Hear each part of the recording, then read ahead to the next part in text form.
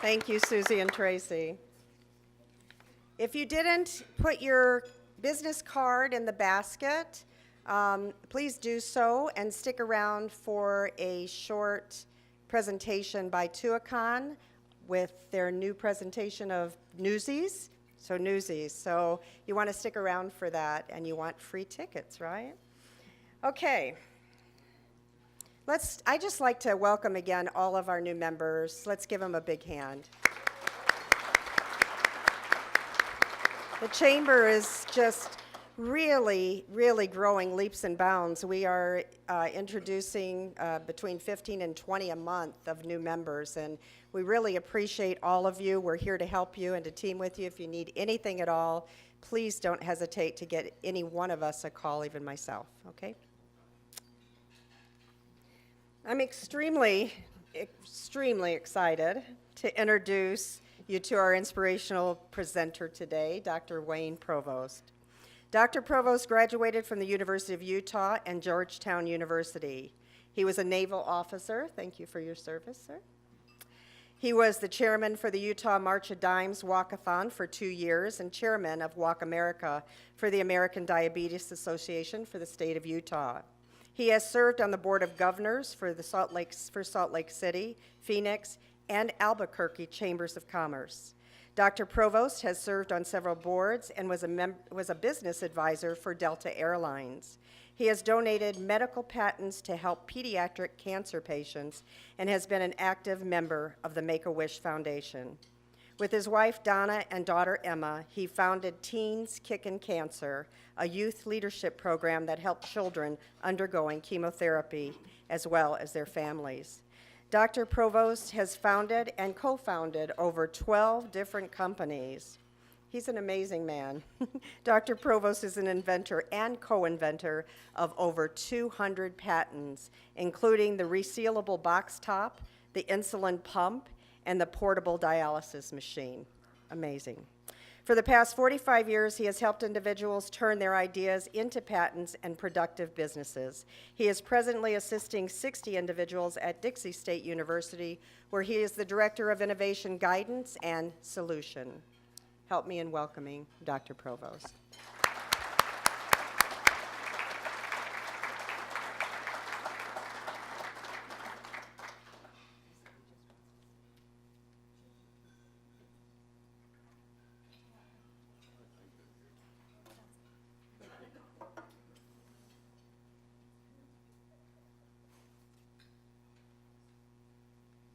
I was looking at the advertisements up here as sponsors. Steve Wade and I went to high school together. And I don't care what he's told you, he wasn't that kind of a guy. Every time we run into somebody, I've only been in St. George for 7 months, I'm sorry. But every time we come together, he introduces me to people. He says, he always tells them, we graduated together, but he's older. So, and that ain't true either, so.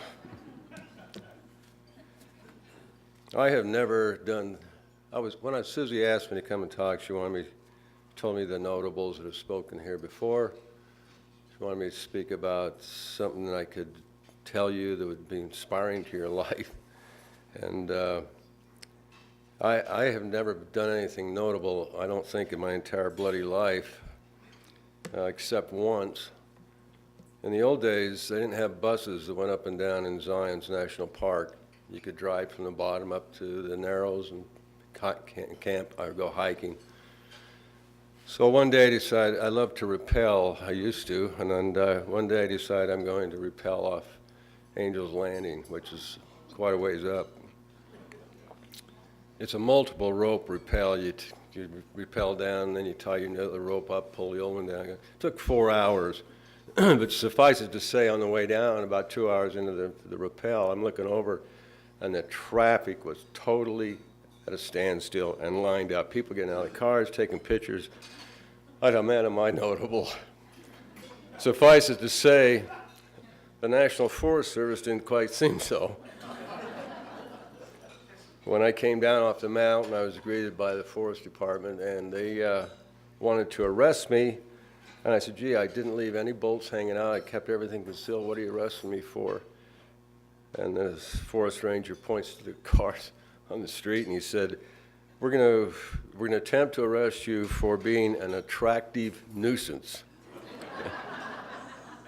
I said, holy hell, that's great, because nobody's ever told me I'm attractive. And I know with over 1,000 people that think I'm a nuisance, so. I was discussing with my wife after we got the email from Susie, basically some of the people that have spoke here before, Hiram Smith, the Young Electric Sign people, founder of Shakespeare Festival. I said, gee, these guys are all notables. 30 years ago, my daughter competed in the Daughters of the Utah Pioneers in a pageant against Hiram's daughter, and Hiram's daughter won, so we were notable in that. When I was a young man, I lived on Bryan Avenue and Kensington Avenue in Salt Lake City. Lived next door to a guy named Shirley Young. Shirley would get the kids, bring them out on the street, get all the kids in the neighborhoods, bring the mothers and the fathers out, and we played baseball. Shirley Young could hit the ball 10 times further than my dad could. We weren't notable there either. My wife said, well, did they ask you to bring a Samsonite chair? Maybe they want you to sit in the middle of the floor. People can walk around and look, see what an unnotable looks like. We have a big joke in our family about Samsonite chairs, and I'll tell you why. When I lived in Las Vegas, I had 3 golf buddies. We always referred to them as the cop golf buddy, the bartender golf buddy, and the religious golf buddy. We were all very dear friends. I just got married. This is about 12 years ago. I got a telephone call. I was in Salt Lake City in my Salt Lake office. My wife calls from Vegas. One of your golf buddies called and wants you to show up Sunday at 9 o'clock across the street at the Outback Steakhouse. They're going to have you sit in a Samsonite chair by a puppet. I'm thinking, what? And she says, I think he's all screwed up because Outback Steakhouse across the street from our house doesn't open until 5 o'clock on Sundays. I said, which buddy was it? She says, I don't know which buddy it was, but he said his name is Gary. I'd tell you his real name, but he's very prominent in the Mormon church now, so I won't. But I called Gary up. I said, why am I supposed to be at the Outback Steakhouse across the street from my house at 9 o'clock Sunday morning with a Samsonite chair, and I'm going to sit by a puppet? He said, that's not what I said. He said, I just called her. I was going to do a joke. I was giving her a joke. And he said, and when I got through telling her everything, she said, thank you. I'll give Wayne the message. And she hung up. I said, what did you tell her? He said, I told her I've been asked to speak at Steak Conference. I'm speaking at the steakhouse across the street from you at 9 o'clock in the morning, and I wanted you to bring Samsonite chair so you could sit next to the pulpit so I could point out what a retrograde looks like.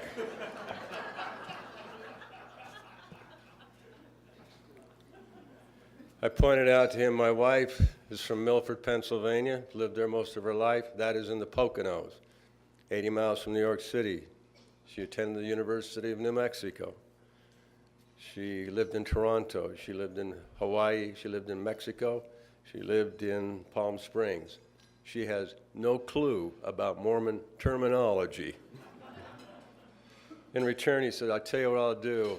And by the way, Gary, Outback Steakhouse doesn't open until 5. I tell you what I'll do. He said, I am speaking at the state conference. I said, I don't think there's a chance we'll be there, but you can buy us a steak dinner at 5 o'clock at Outback Steakhouse. When I was asked to speak, Susie asked that I would talk about some of the patents and how that came about, the innovation of such. She also told me I'm supposed to leave you with some inspirational thought. I'm basically a clown, so that's kind of hard, but I'll try to get there.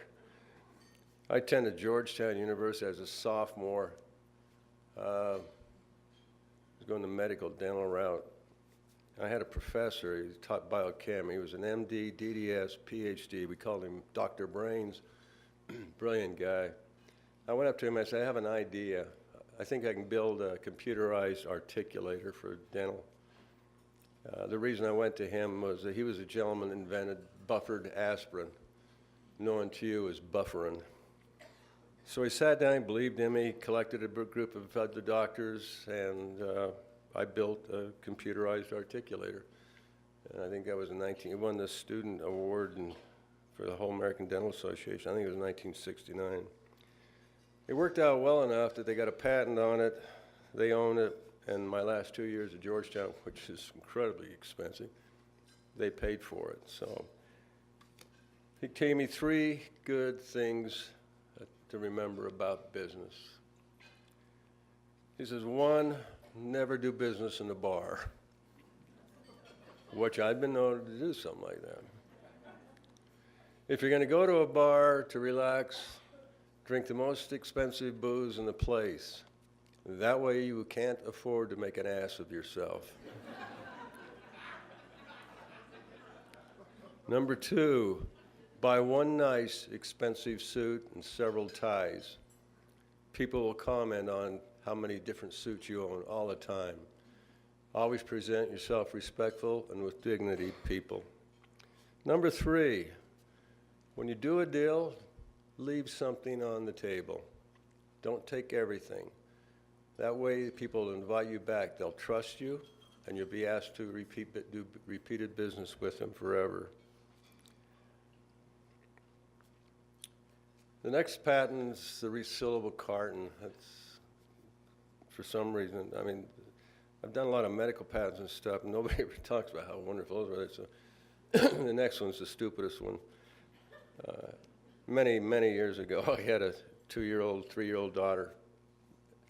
All kids love Cheerios. We used to go to church, and there's Cheerios all over the place. And in the old days, you tore the top off of the cereal boxes. There was no way to seal it. And that came up with the idea. It's called the resealable carton. It's a concept patent. To wit, it's been morphed many times. And anything that reseals belongs to me, I guess, or did many years ago. People call it the Cheerios box top.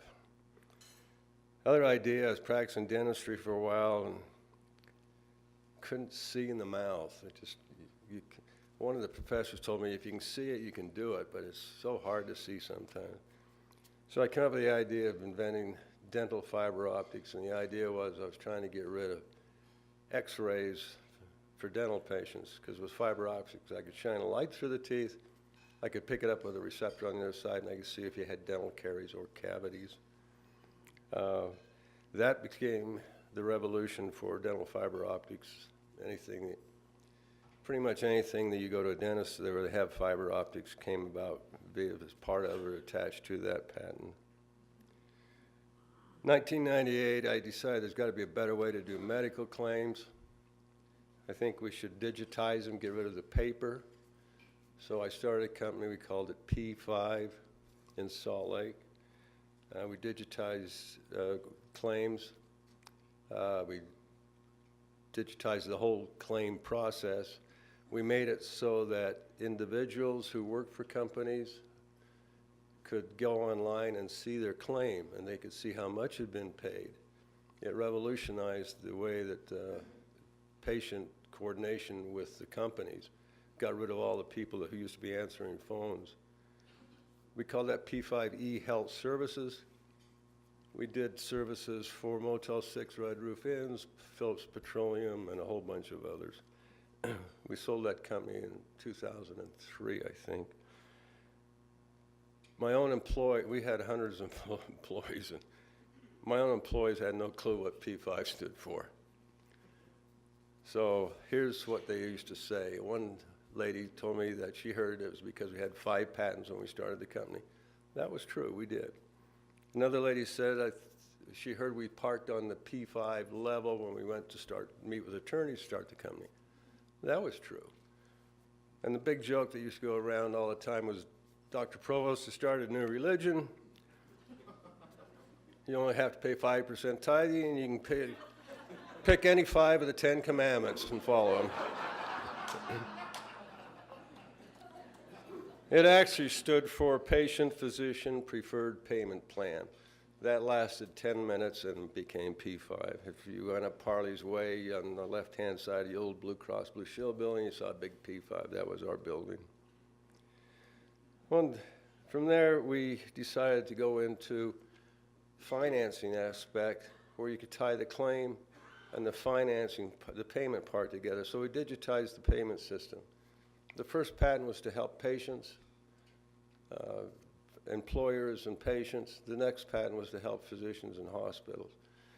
So we digitized the patent, and we could take the digitized claim, line it up with the digitized patent, the digitized payment, whether it was paper or electronic.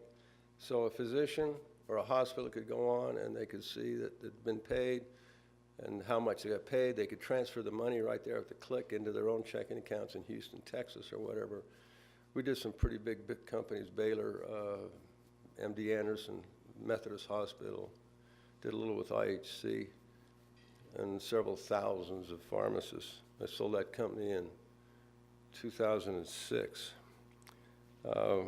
Next patent was, it's called the Illuminated Infusion Line. I've been working on this for about 9 years. If you've ever been in a cancer chemotherapy, there's tubes coming everywhere from infusion lines. And it's hard when the new nurse comes on to identify which bag goes to which port or which vein. Real problem. And sometimes these kids had 8 and 11 bags. Take over an hour and a half, they disseminate which bag went to which port. So I came up with an idea, let's put LED lights on the infusion lines, battery operated, they hit the switch, the whole line lights up. That was a pretty good idea, I thought, at the time. I donated that to the University of Utah. Not the first time I've donated stuff to the University of Utah. Suffice it to say, didn't much happen on that. 2 years ago, I decided I had an improved version of it. We use fiber optics now. It's part of the infusion line, small little light about that big, you put on and click it, and the whole line glows. And it points out where the port is or where it goes. There's a bright light at the end. We have patents on that. We were trying to do trial runs, a trial to proof of concept with IHC, and we've had communications about that here in St. George. And the last 4 months, it seems to be tied up in their innovation department. We were also working with ICU Med out of California on the same product. There's 25 hospital-caused deaths in categories. There's 1 through 25 that the hospital causes you to die. This is number 9. CNN did a big special on this idea and on how people getting the wrong medication through the wrong infusion line. It's a big problem. We really think this is going to move forward in a big way. We call this the Dusty Light, and it's got a logo and a trademark, and we refer to it as the Dusty Light. Patent attorneys and I refer to it as Dusty Light. People we're doing business with, they refer to it as the Dusty Light. Now I'm supposed to talk about something inspirational, and this is going to be real hard for me. And there's some of you in this room who will have gone through the same thing I've gone through, so I beg for your forgiveness here because this is not easy. But what happened here is what changed my life forever and for good. I met a young man, he's 12 years old. He's going through chemo for Hodgkin's disease. And I used to donate time to help kids. And here's a 12-year-old kid undergoing chemo. He underwent chemo, I think, 7 or 8 months, then went to radiation. But one time when I was visiting him, he looks at me and he goes, "Hey, Doc, my dad was killed in a plane crash.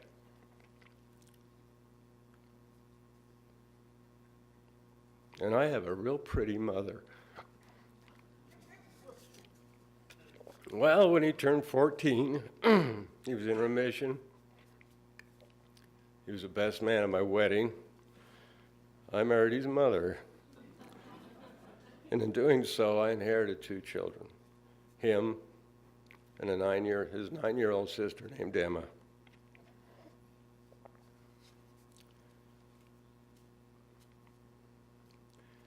Well, when the young man was 16, part of the chemo that they used when he had Hodgkin's disease caused AML. It's called acute myelogenous leukemia. And you had to have a bone marrow transplant to get rid of this problem. So we went to Las Vegas Children's Hospital, Sunrise, where there was 5 other kids waiting for bone marrow transplants and for matches. We became very good friends, and all the time he's going through chemo, he's going through all this stuff, and so are the kids. Families are brought together. Had families of all nationalities, had families of all races, families of all religions, families of all qualities of life. But boy, we bonded. That's the best friends we had. 4 months later, the young man got his donor, and some of the kids in Vegas went to Phoenix, some of the kids went to UCLA. We chose to go to Primary Children's Hospital because at one time I'd helped some people out up there. So we packed everything up, moved up to Salt Lake. We're flying back and forth every week because we had a daughter in Vegas. We promised our son that we would never leave him alone. Always one of us would be with us, and hopefully 2 at all times. Well, we bumped into 9 other kids that were going through the same process at Primary Children's, and their families came from all nationalities, all races, all religions, all social backgrounds. We became very good friends. I don't care. There's a saying that there's no atheists in foxholes. Well, I'm here to tell you there's no atheists in pediatric cancer units either. We became good friends with all these people. And then on January of 2009, Dusty passed away.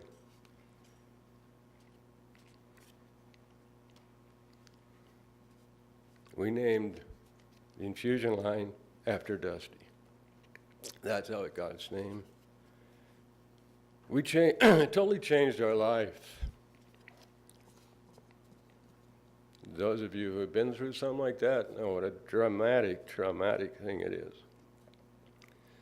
So we decided we were going to dedicate our lives to helping people that are going through the same thing we went through.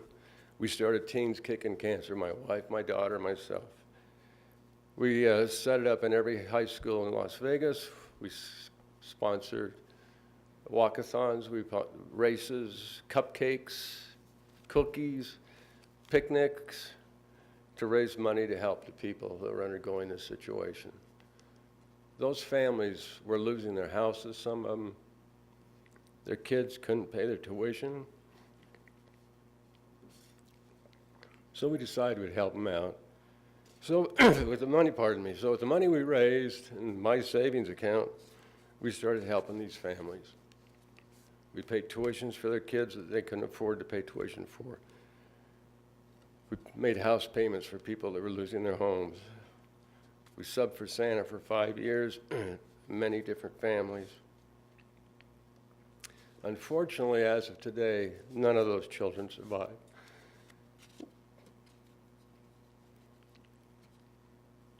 But we still go on giving, and we attempt to do good in the world. Our mantra is this, and we live by this standard. Having gone through what we went through with all the families, we are a respecter of all people. And we live by that on a daily basis. We try to help as many people as possible.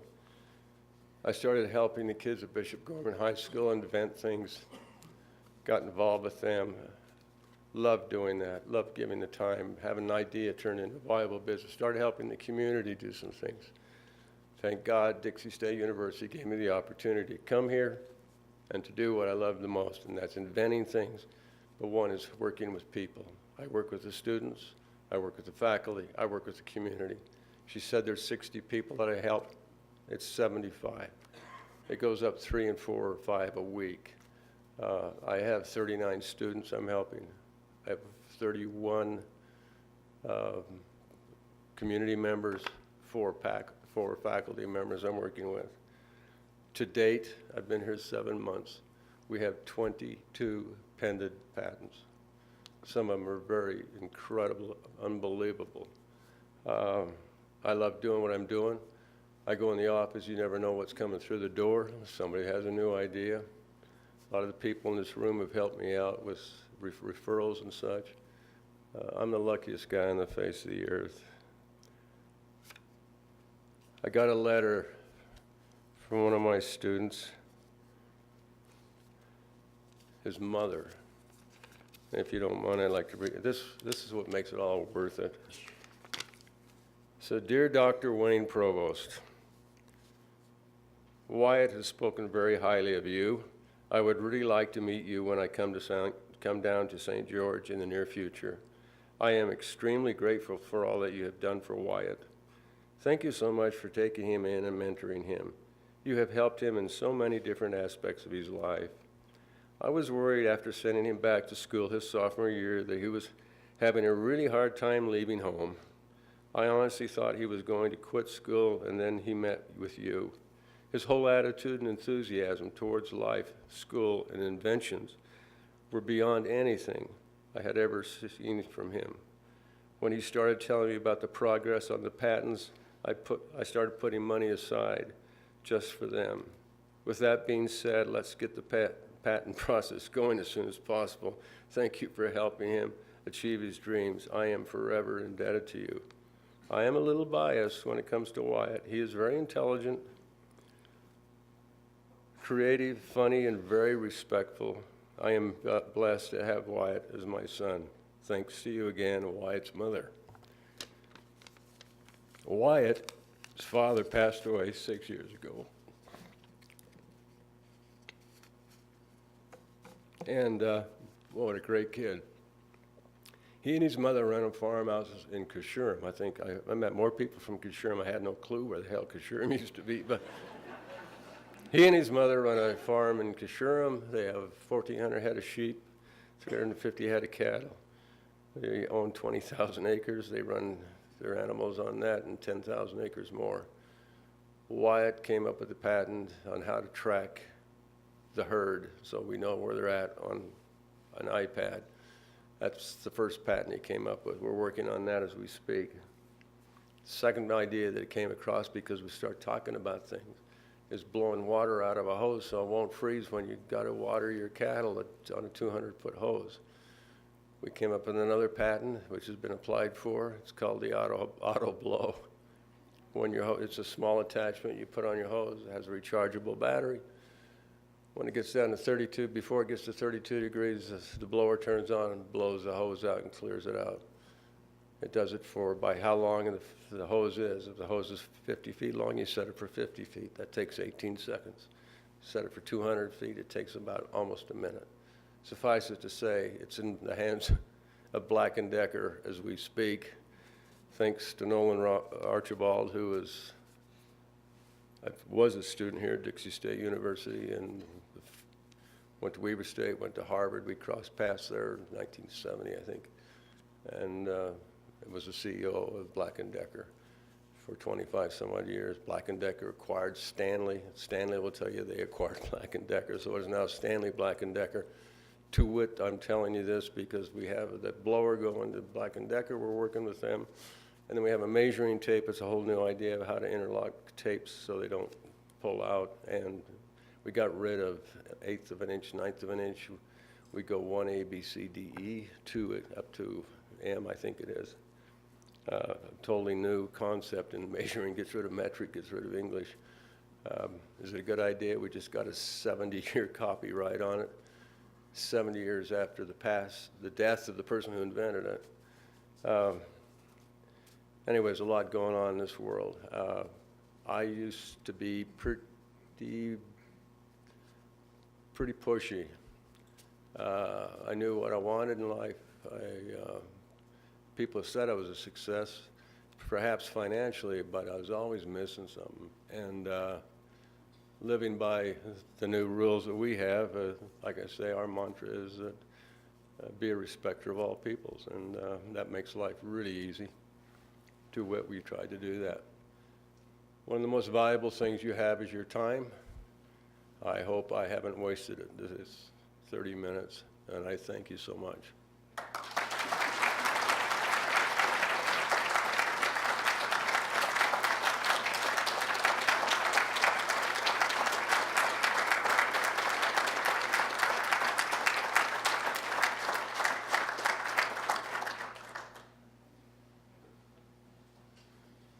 Anybody has any questions for Dr. Provost? He's glad to answer. Does anybody have any questions? A little Q&A? We have a little time. Would you adopt me? I do owe you lunch at Outback. Yes, you do. As a matter of fact, you do. It wasn't lemon tall, though.